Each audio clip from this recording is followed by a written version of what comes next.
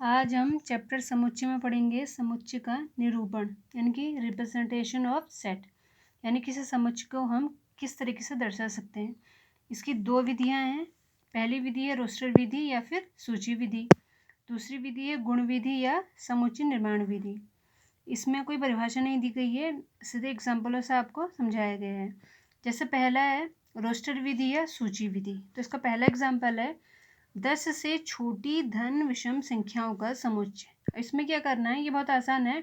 हमें देखना है कि 10 से छोटी धन विषम संख्याएं कौन कौन सी होती हैं। विषम संख्या आप जानते हैं 1 3 5 7 इस तरीके से होती हैं, और धन का मतलब कि पॉजिटिव नंबर से, यानी कि पॉजिटिव नंबर 1 से शुरू होते हैं।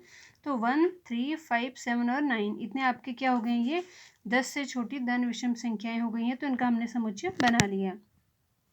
दूसरा एग्जाम्पल है अंग्रेजी वर्णमाला के स्वरों का समुच्चय।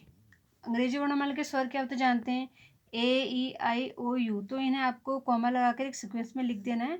इस तरीके से ये आपकी रोस्टर विधि या सूची विधि बन जाएगी। दूसरी आपकी गुण विधि या समुच्चय निर्माण विधि। इसमें आपको क्या करना है, देखिए एग्जाम्पल हमने ऊपर वाले लिए हैं, फिर से वही है कि 10 से छोटी धन विषम संख्याओं का समुच्चय। अब इसे लिखना कैसे है, रिप्रेजेंट कैसे करना है। हमने समुच्चय को एस से दर्शाया, एस इक्वस टू, यहाँ पर आपको लिखना है एक्स। जो दो बिंदु लगाए गए हैं इन्हें कहते हैं सच दैट, पढ़ते हैं इन्हें एक्स सच दैट। एक्स यहाँ पर क्या है, 10 से छोटी एक धन विषम संख्या है। यानी कि हमने यहाँ पे तो क्या किया था कि जितने भी धन विषम संख्याएं थी 10 से छोटी वो सारी लिख दी, पर यहाँ पे सारे नंबर्स लिखने नहीं, यहाँ पर एक एक्स लिख ली हमने, और उसके बाद हमने लिखा है कि जो ये एक्स है ये 10 से छोटी एक धन विषम संख्या है, यानी 10 से छोटी जितनी भी धन विषम संख्या आएंगी वो इस एक्स की जगह पे लिखी जाएंगी। ऐसे ही दूसरा एग्जाम्पल ऊपर वाला ही दिया है कि अंग्रेजी वर्णमाला के स्वरों का समुच्चय। फिर से वैसे रिप्रेजेंट करना है इसमें, एक्स सच दैट। एक्स क्या है आपका अंग्रेजी वर्णमाला का एक स्वर है। तो इन दोनों में जो अंतर है वो यही है कि जो रोस्टर विधि है उसमें जिस तरह की जो समुच्चय आपको बनाने के लिए कह रहा है वो एक कॉमा लगाकर आपको सारे नंबर्स या सारे अल्फ़ाबेट्स जो भी हैं उन्हें लिख देना है। लेकिन जो गुण विधि है उसमें आपको हमेशा क्या करना है, एक्स लिखना है सच दैट, यानी कि ये सिंबल आपको बनाने हैं और लिखना है एक्स, जिसका भी समुच्चय बनाना है। एक्स 10 से छोटी एक धन विषम संख्या है, या फिर एक्स अंग्रेजी वर्णमाला का एक स्वर है। अब देखते हैं अवयवों का क्रम, यानी किसी समुच्चय में अवयवों का क्रम क्या मायने रखता है।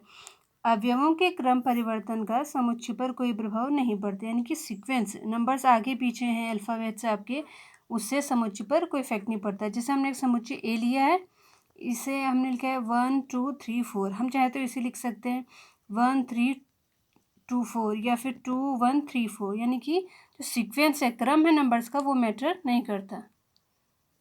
इसके बाद देखते हैं कुछ समुच्चयों के प्रकार। पहला है आपका रिक्त समुच्चय यानी कि एम्प्टी सेट, जैसे कि नाम से लग रहा है रिक्त, यानी कि समुच्चय में आपका कुछ भी नहीं है। यदि किसी समुच्चय में अवयवों की संख्या 0 हो तो वह समुच्चय रिक्त समुच्चय कहलाता है, यानी कि उस समुच्चय में क्या होना चाहिए, एक भी एलिमेंट ना हो। इसे हम या तो इस तरीके से करली ब्रैकेट से दर्शाते हैं, या फिर इस तरीके से, इसे हम पढ़ते हैं फाई द्वारा व्यक्त किया जाता है। इसे एग्जाम्पल लेते हैं, वर्ष के 32 दिन वाले महीनों का समुच्चय। अब हम जानते हैं कि ऐसा कोई भी महीना नहीं होता जिसमें आपके 32 दिन होते हैं। इसका मतलब वो समुच्चय आपका क्या हो जाएगा, खाली रहेगा, रिक्त हो जाएगा, क्योंकि 32 दिन वाला महीना संभव ही नहीं है। दूसरा आपका समुच्चय है एकल समुच्चय, इसे हम पढ़ते हैं सिंगलटन सेट। ये भी नाम से आपको लग रहा हो कि एकल, यानी कि जिस समुच्चय में क्या हो, सिर्फ एक एलिमेंट हो। वह समुच्चय जिसमें केवल एक ही अवयव होता है एकल समुच्चय कहलाता है। इसका एग्जाम्पल, हमने एक समुच्चय लिया है एस इक्वस टू एक्स। अब देखिए कौन सी विधि से हमने अभी पढ़ा था, यह है गुण विधि, क्योंकि इसमें क्या लिखा है हमने, एक्स लिखा है such that x minus 1 equals to 10। ये एकल समुच्चय क्यों, क्योंकि यहाँ पर एक्स की जगह पे सिर्फ एक ही नंबर आ सकता है 11, उसमें से अगर हम एक कम करेंगे, एक माइनस करेंगे तो ही आपका 10 पॉसिबल है।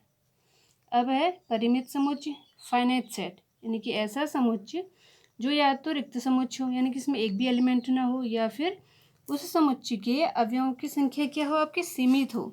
आपको पता हो कि उस समुच्चय में कितने एलिमेंट आएंगे, कहाँ तक आएंगे, किस तरीके के आएंगे, तो ऐसे समुच्चय को आप क्या बोलते हैं, परिमित समुच्चय। जैसे ए इक्वस टू 5, ये तो आपका एम्प्टी सेट हो गया, यानी कि रिक्त समुच्चय। एक हमने दूसरा समुच्चय बी लिया जहाँ पर हमने इसमें 3 एलिमेंट लिए हैं 1 2 3, यानी कि सीमित है, आपको पता है कि इसमें 3 एलिमेंट हैं। दूसरा है अपरिमित समुच्चय, इसे हम बोलते हैं इनफाइनाइट सेट। यदि किसी समुच्चय के अवयवों की संख्या क्या अनिश्चित हो, यानी कि आपको पता ना हो कि उस समुच्चय में कितने हैं एलिमेंट हैं, कहाँ तक एलिमेंट आएंगे, कौन कौन से एलिमेंट आएंगे, तो उसे हम अपरिमित यानी कि इनफाइनाइट सेट कहते हैं।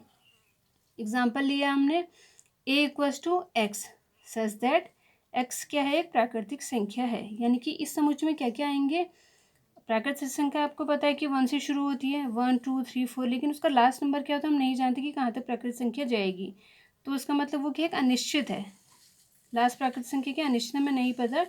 इसलिए जो समुच्चय है कि x सच दैट x क्या है, एक प्राकृतिक संख्या, ये आपका क्या है अपरिमित समुच्चय यानी कि इनफाइनाइट सेट।